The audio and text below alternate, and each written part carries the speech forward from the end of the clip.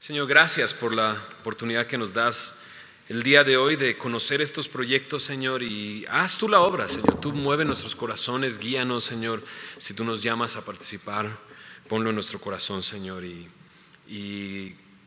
Señor, confiamos y creemos completamente que tu voluntad es que cada uno de estos pueblos pueda conocerte, conocer las buenas nuevas, Señor, el Evangelio, puedan rendir sus vidas y, Señor, tener una relación contigo que no termine nunca, Señor, que tú les des vida eterna, Señor, y salvación.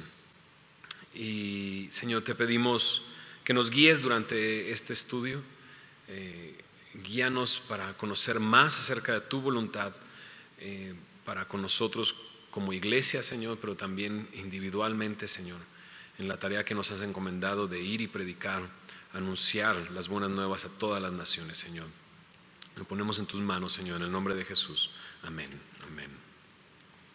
Vamos a estar enfocándonos en Juan, capítulo 4. Y Isaac, pues sí, fue Isaac. Es que no me echen la culpa. No sé. Isaac le puso como nombre a esta conferencia la Samaria a nuestro alrededor. Y entonces, si piensas en el nombre, pues sí, Juan capítulo 4 es precisamente el lugar donde Jesús fue a Samaria. Y vamos a estar meditando en algunos aspectos alrededor de cómo Jesús le da importancia a esta comunidad a la cual muchos despreciaban y tenían como despreciable. Entonces vamos a leer una porción de este capítulo 4. Dice de esta manera: cuando pues el Señor entendió que los fariseos habían oído decir, Jesús hace y bautiza más discípulos que Juan, aunque Jesús no bautizaba sino sus discípulos, salió de Judea y se fue otra vez a Galilea. Y le era necesario pasar por Samaria.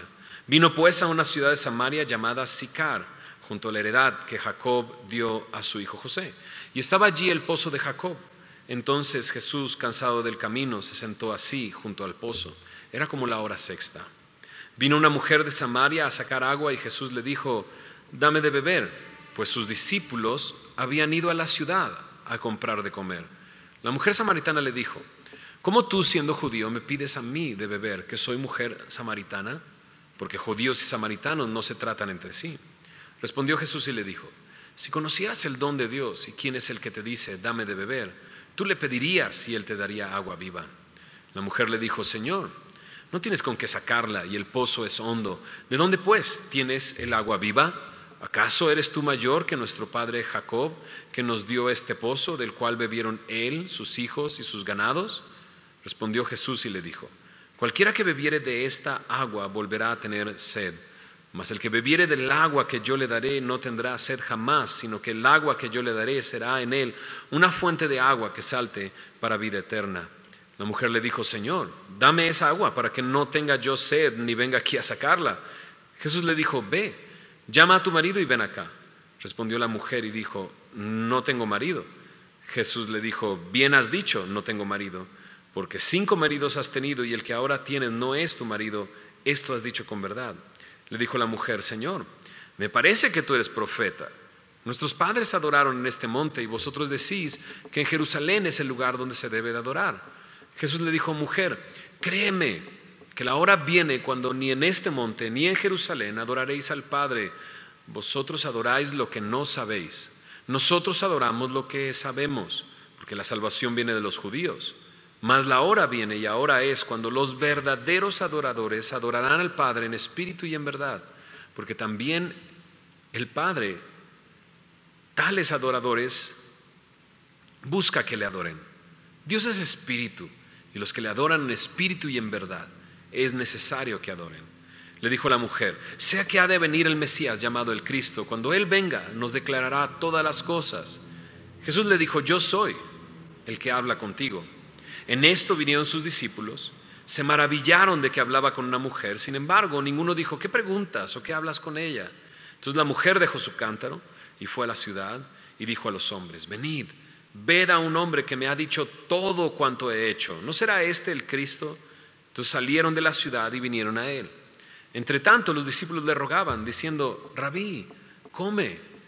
Él les dijo: yo tengo una comida que comer que vosotros no sabéis. Entonces los discípulos decían unos a otros: ¿le habrán traído a alguien de comer? Jesús les dijo: mi comida es que haga la voluntad del que me envió y que acabe su obra. ¿No decís vosotros: aún faltan 4 meses para que llegue la siega? He aquí os digo: alzad vuestros ojos y mirad los campos, porque ya están blancos para la siega. Y el que siega recibe salario y recoge fruto para vida eterna, para que el que siembra goce juntamente con el que siega. Porque en esto es verdadero el dicho: uno es el que siembra y otro es el que siega. Yo os he enviado a segar lo que vosotros no labrasteis, otros labraron y vosotros habéis entrado en sus labores. Y muchos de los samaritanos de aquella ciudad creyeron en él por la palabra de la mujer, que daba testimonio diciendo: me dijo todo lo que yo he hecho. Entonces vinieron los samaritanos a él, le rogaron que se quedase con ellos y se quedó allí 2 días. Y creyeron muchos más por la palabra de él. Decían a la mujer: ya no creemos solamente por tu dicho, porque nosotros mismos hemos oído y sabemos que verdaderamente este es el Salvador del mundo, el Cristo. 2 días después salió de allí y fue a Galilea. Muy bien. Qué padre es poder refrescar toda esta historia que ya conocemos. Muchos de nosotros conocemos la historia de la mujer samaritana. Y muchas veces nos enfocamos en la mujer, en su pecado, en la manera que ella intentó darle la vuelta a su pecado y las preguntas pues teológicas, dónde debemos de adorar, que presenta a Jesús y todas estas cosas. El día de hoy veremos solamente unos aspectos de toda esta historia, pero era bueno poder leer toda la historia para tenerla clara en nuestra mente. Y comencemos por esto. Jesús tenía un camino que necesitaba recorrer, de Judea hacia Galilea, ¿no? Todo esto que estaba sucediendo en la región de Judea hace que él decida volver a Galilea otra vez. Y cuando él va hacia allá, en el camino está Samaria, toda una región. Esta historia se enfoca en una sola ciudad llamada Sicar, no en todo Samaria, sino una ciudad de toda esta región de Samaria llamada Sicar. Pero lo interesante es que cada persona que viajaba de Judea a Galilea siempre le sacaba la vuelta a Samaria. No era una región que por la que querías pasar. Y esto no era algo nuevo, sino esta situación de sacarle la vuelta a Samaria venía de mucho tiempo atrás. De hecho, en algunas de sus Biblias, cuando se lee ese versículo, porque judíos y samaritanos no se tratan entre sí, viene una referencia. La referencia es al tiempo de Esdras, al tiempo de Nehemías. Porque después de que Asiria vino y tomó a la población de Israel. Hemos estado hablando los domingos del reino de Israel y hemos hablado de los domingos que la capital del reino de Israel es Samaria, esta ciudad. Y es en esa ciudad, ¿no?, en Samaria, donde después de que Asiria viene y toma a los habitantes de ahí, Asiria lo que comúnmente hacía cuando tomaba una región era llevar otros habitantes a habitar esa zona, otros pobladores de otras ciudades y otros pueblos.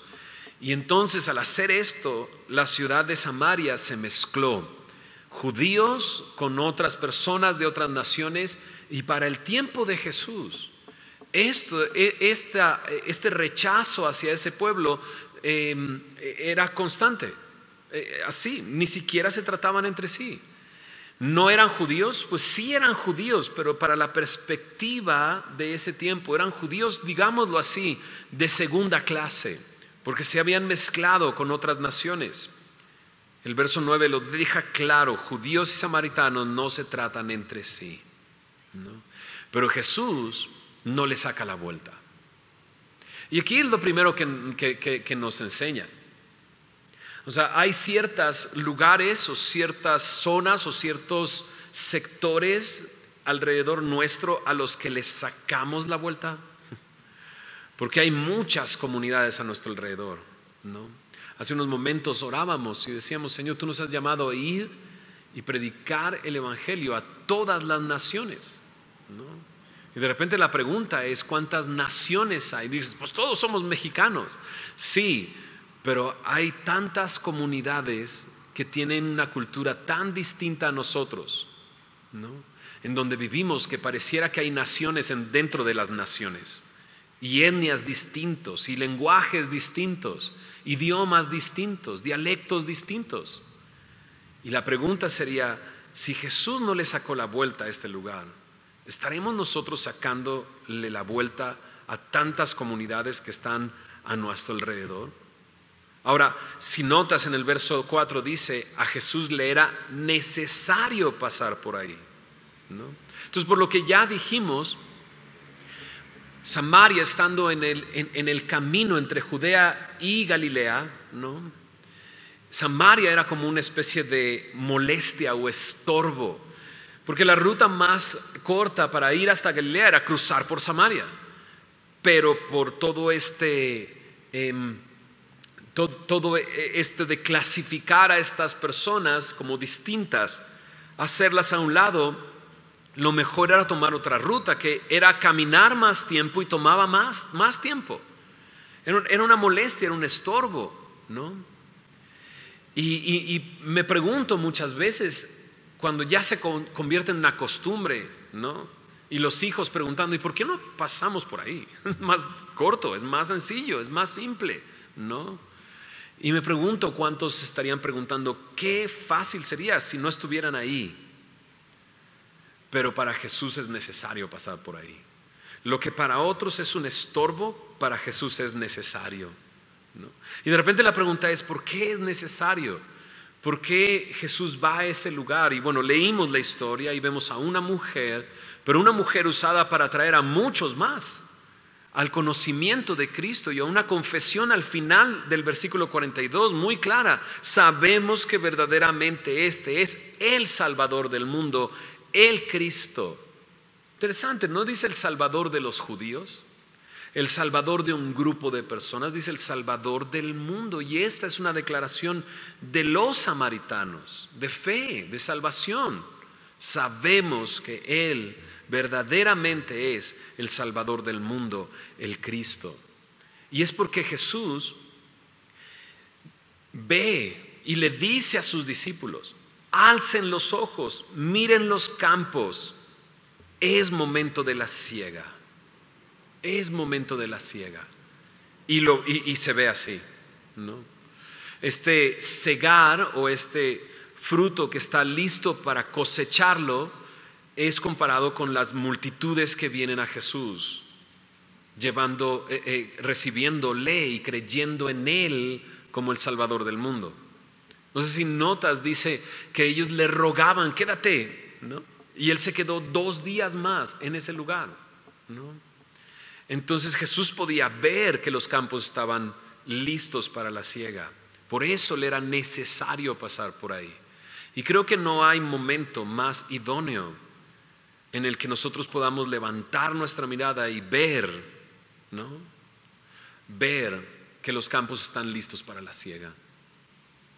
O sea, desde el momento en el que Isaac trajo este proyecto a la mesa, ¿no?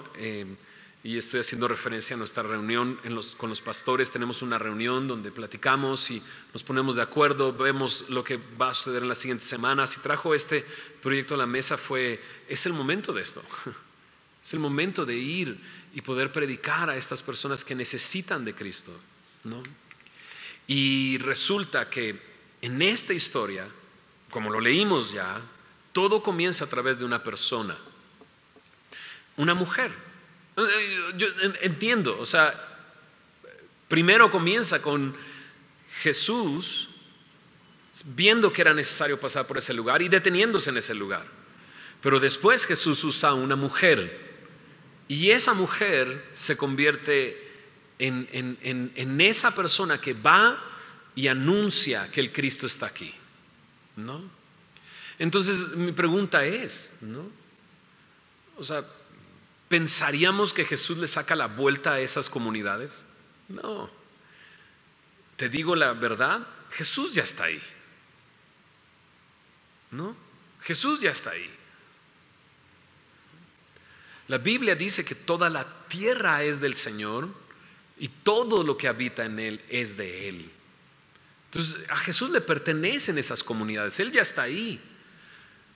Pero para nuestra sorpresa Él quiere usar a una mujer, ¿no? Y en este caso creo que quiere usar a Semilla para alcanzar estas comunidades, ¿no? Sigamos y vayamos viendo más adelante. Este lugar era Sicar, un poblado. No era toda la región, era un poblado, una ciudad, Sicar. Y cuando Jesús llega a este lugar, llega al lugar donde estaba el pozo de Jacob, ¿no? Y vemos a Jesús cansado del camino, ¿no? Y siempre esta frase es muy interesante porque ves a un Jesús cansado y a través de los evangelios ves a un Jesús así, agotado. Es que no hacía nada, ¿no? Y es que lees los evangelios y anda para arriba y para abajo y sanando enfermos, multitudes le seguían, hablaba todo el tiempo, incluso en medio de una tormenta en el mar, está dormido dentro de la barca. Imagínate. Entonces nos damos cuenta que Jesús, siendo Dios, se hizo hombre y está limitado por su humanidad, porque Él es completamente Dios y completamente hombre. Y siempre me fascina pensar en eso, el creador del universo haciéndose parte de su creación y aquel que Él dice y todo se hace, o sea, aquel a quien en la creación entera, ¿no?, le obedece y hace su voluntad, ahora está sujeto a un espacio, un tiempo, un cuerpo que se cansa, ¿no? Y eso me hace pensar también en nosotros. O sea, Jesús estaba limitado y nosotros también estamos limitados y Jesús conoce nuestros límites. Y de repente aparece en la escena, en medio de eso, esta mujer, la mujer de Samaria. Y esta mujer de Samaria es muy interesante, es un personaje muy interesante, por lo que se va desarrollando a través de la historia.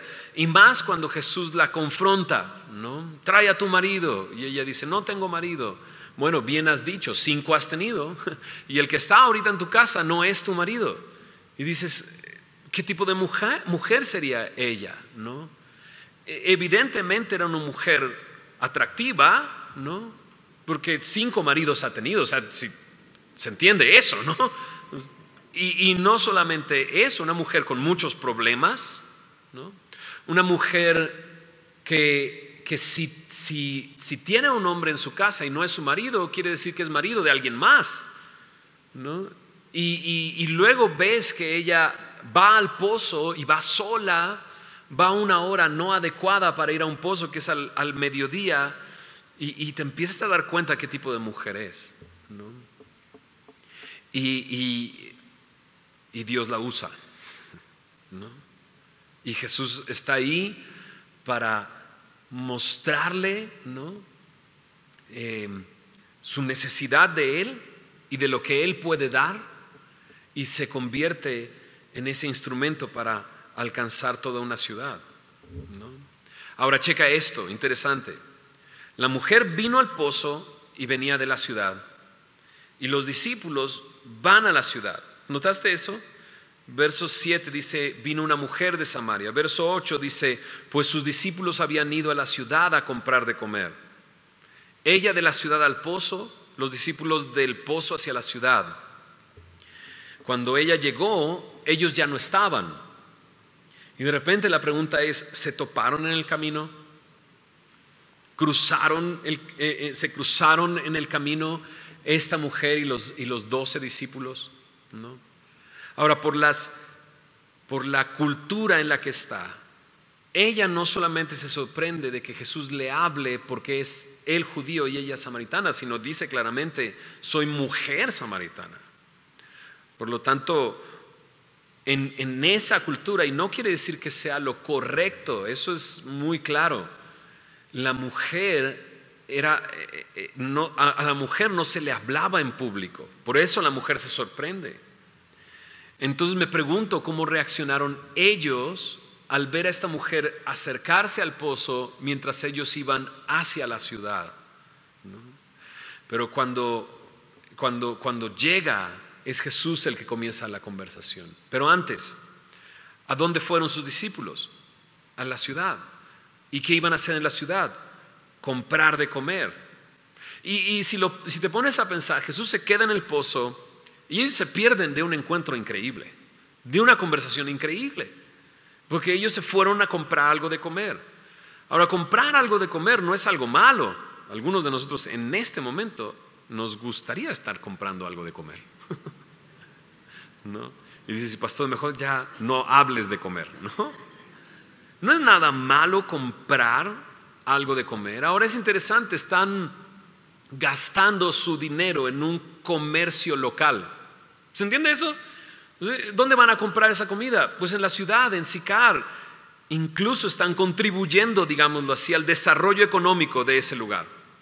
No es nada malo, pero Jesús está pensando en algo mucho más grande y en algo necesario, ¿no? Entonces te das cuenta que cuando ellos regresan, ¿no? Me estoy yendo para acá y para allá de la historia, si ya te diste cuenta, ¿no? Por eso la leímos completa al principio.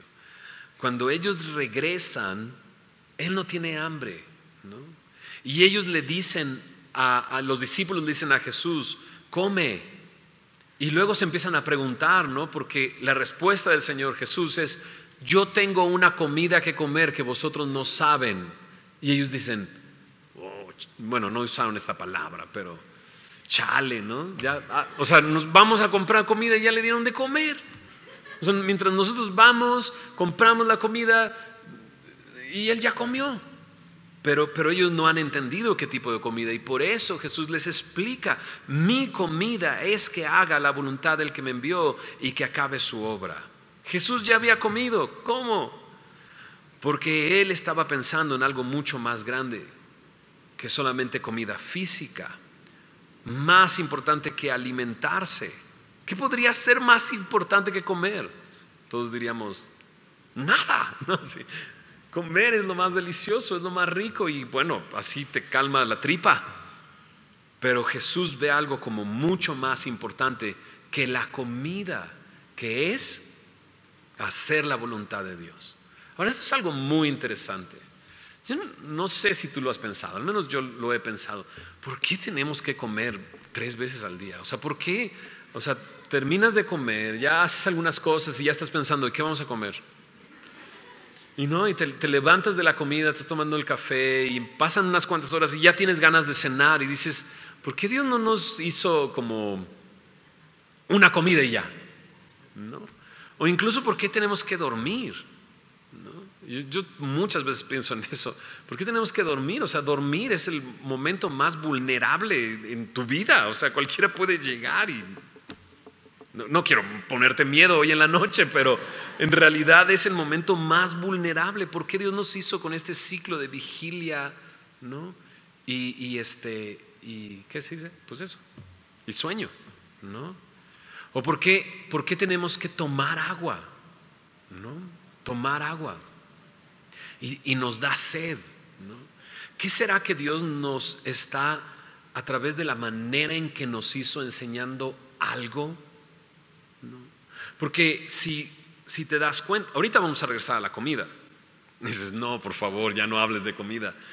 Pero si pusiste atención, ¿no? Mientras leímos, te das cuenta que Jesús habla de agua, dame de beber, ¿no?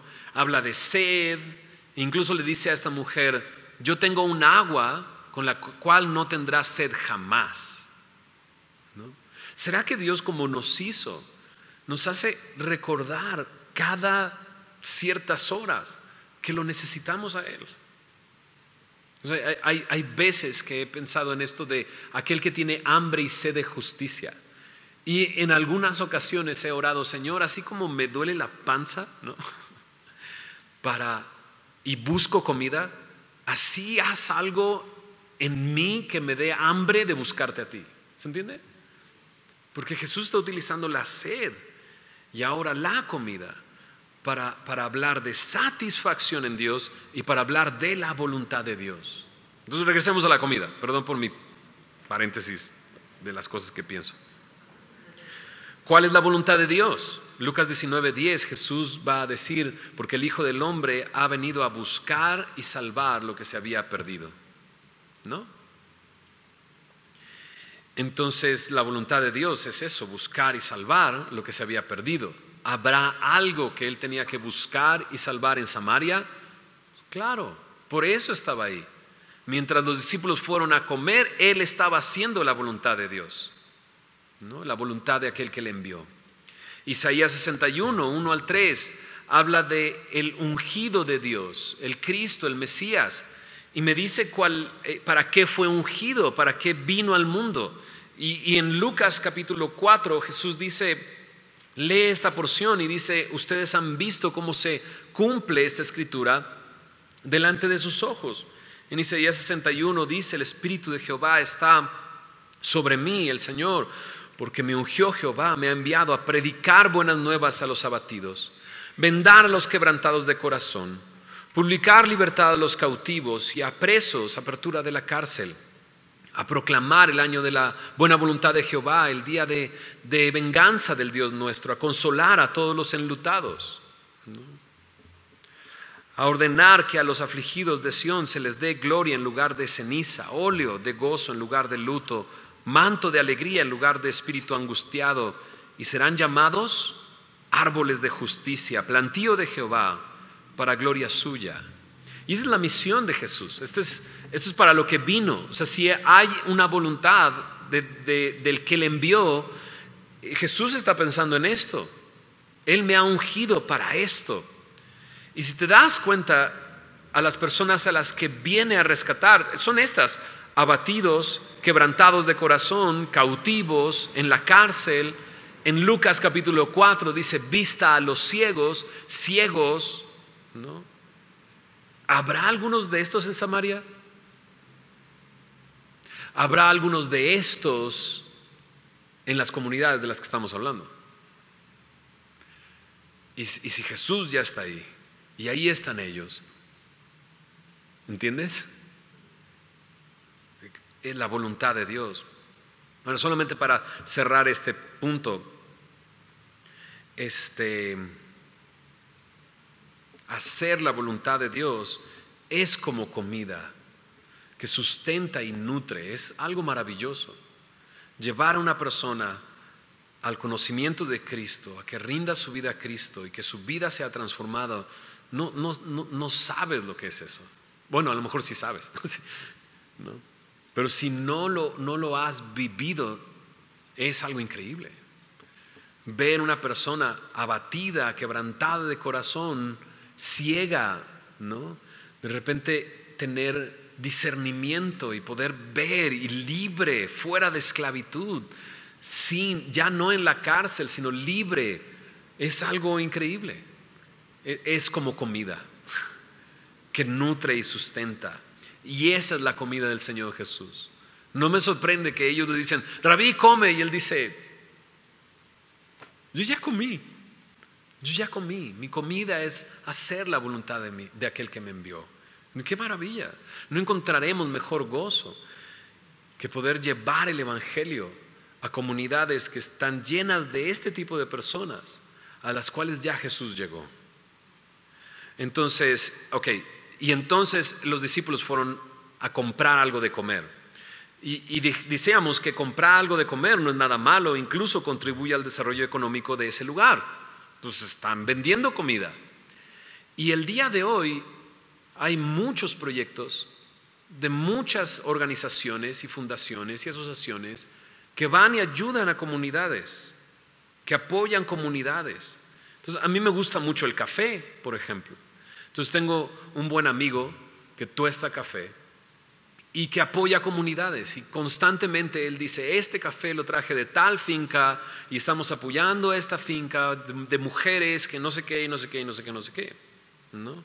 Entonces la labor que él está haciendo es buena, ¿estamos de acuerdo? Ayudar a un grupo de mujeres en la sierra tal es algo increíble, está contribuyendo al desarrollo económico de ese lugar. Pero tú y yo tenemos algo mucho más importante que hacer. ¿Se entiende? Mucho más importante que hacer. Es bueno. Y a lo mejor podríamos involucrarnos en algún proyecto así para apoyar el comercio local de un lugar. Pero Dios nos ha llamado a algo que nutre, sustenta y satisface mucho más. Anunciar las buenas nuevas, anunciar la venida de nuestro Señor Jesús, su muerte y su resurrección. Entonces, vamos a ir más rápido porque creí que no me iba a tardar tanto. Ahí mismo en Juan capítulo 4, ¿notaste que Jesús es el primero que habla, dame de beber, a la mujer? ¿No?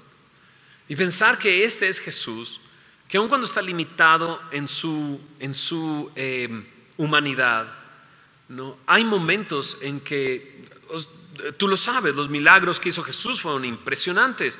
O sea, multiplicar panes y peces, ¿no? O sea, caminar sobre el mar, ese es Jesús. Entonces, necesitaba algo. Es interesante eso, ¿no? Necesitaba algo. Pues a esa mujer le dice, dame de beber. O sea, él mismo podría haber hecho subir el agua del pozo sin necesidad de una cubeta, de un cántaro, de nada. O sea, no solamente eso, él mismo es fuente de agua viva. En unos momentos le va a decir a esa mujer, yo puedo darte agua viva. Si tú me lo pides, yo te puedo dar agua viva. Y mucho mejor agua de la que esa mujer le podía ofrecer. ¿Estás de acuerdo? Pero él pide, él pregunta. Y esto me habla de nuestro Señor dándonos un ejemplo de humildad. Esa es la actitud correcta al acercarnos a este mes de misiones. Humildad, ¿no?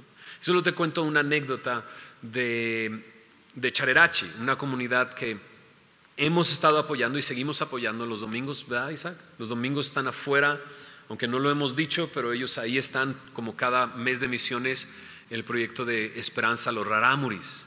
Y ahí en Charerachi han ido varios grupos desde aquí de México a servir a estos lugares. Solo te cuento esta anécdota, los mandamos, ¿no?, para construir cosas, pero no saben construir nada. Esa es la verdad. O sea, digo, mandamos un arquitecto y, perdón arquitecto, pero pues una cosa es hacer un proyecto en una oficina, otra cosa es meterle la pala y hacer la mezcla y levantar una pared. ¿Estás de acuerdo conmigo? Entonces mandamos un grupo de personas que fueron a aprender en realidad. Y fue muy interesante lo que sucedió cuando he recibido esos reportes. Fue muy interesante ver que nos contaban cómo los rarámuris se sorprendían de que los de Semilla iban y les preguntaban, oye, ¿cómo le hacemos? O sea, tú enséñanos, ¿no? Que incluso los rarámuris no tenían la iniciativa de ponerse a trabajar. ¿Por qué? Porque estaban acostumbrados a que todos los que van ahí les dicen qué hacer y cómo hacerlo, ¿no? Porque yo traigo los recursos, yo vengo a este lugar, yo vengo a enseñarte cómo hacerlo. Y nadie viene pidiendo ayuda y nadie viene pidiendo enséñame. Pero cuando enviamos a este grupo de siervos de aquí de Semilla, ¿no?, de servidores, ¿no?, llegaron y dijeron, pues enséñanos, ¿no? Y ahora sí que no era solo humildad, era ignorancia. No sabía ni siquiera cómo hacerlo. Pero eso fue clave en nuestra relación con la comunidad de Charerachi, porque abrió las puertas, ¿no? Nos vieron de una manera completamente distinta. Ahora piensa en esto que está sucediendo aquí. Jesús no necesitaba nada. O sea, en el sentido de que Él es el Señor de toda la tierra, del cielo y de la tierra. Él es el dueño del agua, Él es fuente de agua viva. Pero con humildad le dijo a esta mujer, dame de beber. Y creo que esa es la manera en que debemos de acercarnos, con humildad. Y piensa en esto, Él está recibiendo agua para beber de una mujer como ya la describimos. Y no es que Jesús ignore quién es esta mujer, al contrario, sabe todo acerca de ella. Ella se sorprende ¿no? Y le dice, y creo que después de servirle de beber, entonces ella le pregunta, ¿cómo tú, siendo judío, me pides esto? Y es porque le sorprende, una, porque judíos y samaritanos no se tratan entre sí, otra, porque es mujer, lo hemos explicado, pero se sentía despreciada. La hora que fue, iba sola, ¿no? Y aquí está Jesús hablándole a una mujer despreciada. Y me doy cuenta que lo que la mayoría desprecia y lo que la mayoría rechaza es por lo que Jesús va, ¿no? Y qué contraste con el capítulo anterior, porque yendo un capítulo antes a Juan capítulo 3 está sucediendo un encuentro entre Jesús y Nicodemo, un religioso respetable maestro de la ley, y al siguiente capítulo una mujer sin nombre, porque del otro hombre sabemos que es Nicodemo, pero de esta no sabemos su nombre. Una mujer sin nombre, una mujer que por etnia, digámoslo así, por ser de Samaria era rechazada, por ser mujer era rechazada, por su condición y su pasado era rechazada, y muy seguramente por su presente estaba siendo rechazada. Y a los dos Jesús tiene algo que decirles, y los quiere buscar y los quiere salvar, ¿no? Esa es la Samaria a nuestro alrededor.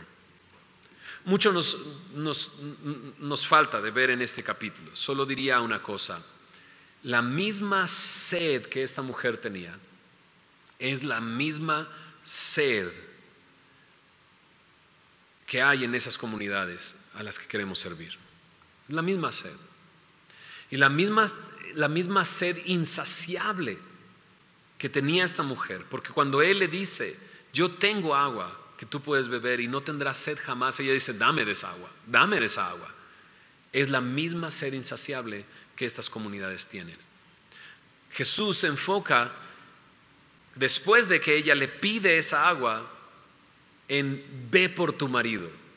Y eso es muy interesante, porque ella comienza diciendo esto, y cuando le dice no tengo marido y se ve descubierta, Jesús está apelando a su conciencia, a su conciencia. Su conciencia le tenía cautiva, ¿no?, por su pecado. Y es eso lo mismo que estas comunidades tienen. Una conciencia que les recrimina porque saben que han pecado sin saber siquiera acerca de la ley de Dios, ¿no? Y luego esta mujer pregunta algo que pareciera como una tangente por la que se sale, pero probablemente era una pregunta sincera. ¿Dónde debemos de adorar? ¿Aquí o allá? Y esas mismas preguntas son las preguntas que esa comunidad tiene, ¿no? Entonces esa mujer se da cuenta, un día vendrá el Cristo, el Mesías, y Jesús dice, yo soy el que habla contigo. Y te das cuenta que esas comunidades a las que queremos servir también están esperando un Salvador, también están anhelando esa esperanza, esa vida eterna, esa saciedad completa, ¿no? Están anhelando eso. Jesús busca, Dios que es espíritu, busca verdaderos adoradores. ¿Los encontrará en esas comunidades? ¿Estás de acuerdo conmigo que sí?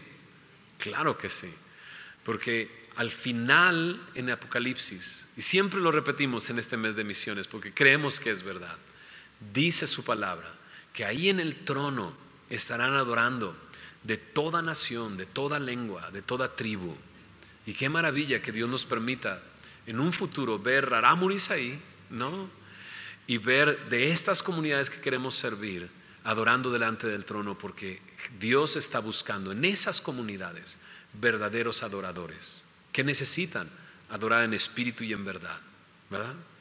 Y que necesitan un nuevo nacimiento, que necesitan conocer a Cristo, que necesitan su palabra. Hay una Samaria alrededor de nosotros, ¿no? ¿Vamos? Vamos a orar. Señor Jesús, gracias por tu palabra, gracias por la oportunidad que nos das de meditar en este pasaje, Señor.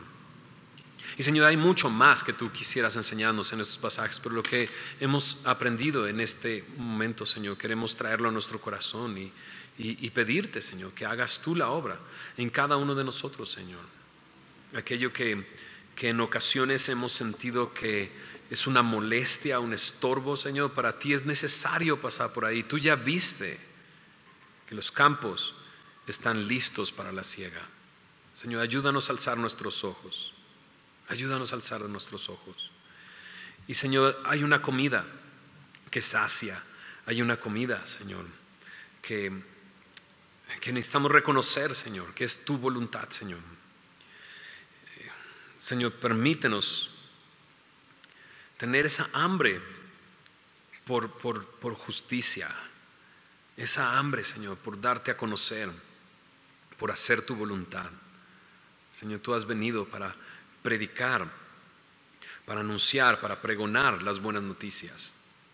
Y nos has hecho el mismo llamado, Señor. No tenemos ninguna duda de que esa es tu voluntad. Permítenos hacerlo como iglesia, Señor, como comunidad, como familias, como individuos. Señor, no sacarle la vuelta a la Samaria que está a nuestro alrededor, Señor, sino con humildad, Señor, acercarnos, sabiendo que la misma necesidad que nosotros tenemos es la misma necesidad que estas comunidades tienen. Y la misma solución que llegó a nuestra vida, Señor, es la misma solución que tú quieres traer a estos lugares, Señor. Gracias por tu palabra y gracias por este tiempo. En el nombre de Jesús. Amén.